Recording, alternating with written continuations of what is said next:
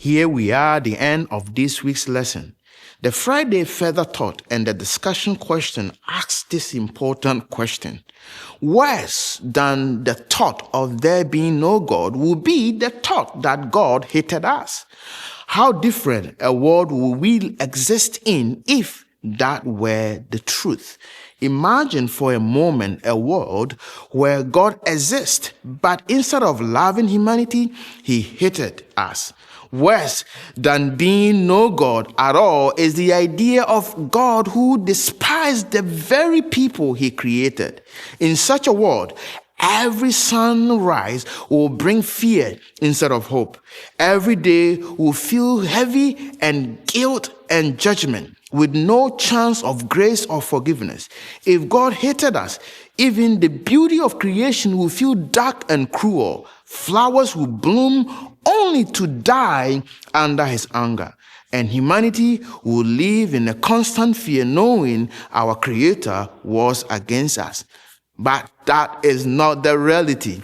The Bible tells us God is love. Instead of seeking to destroy us, God shows us mercy, compassion, and purpose. He doesn't want us to live in fear, but invite us to trust him. The cross of Christ proves this. Even when we were far from him because of our sin, he willingly took our guilt and shame, giving us his life for us. As Romans 5:8 says, while we were still sinners, Christ died for us. A God who hated us would make life hopeless and painful for us. But because God is love, he offers forgiveness for our past, strength for today, and hope for the future. We don't wake up every day fearing his anger. Instead, we look to him as a loving Father who wants to bless, heal, and guide us. So, when life feels overwhelming, remember this. He loves us. The truth of this changes everything. God is love and invite us to know him as a loving, faithful friend.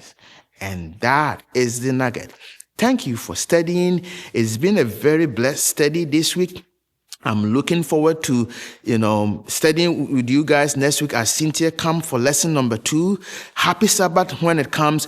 God bless you, and we will see you next week.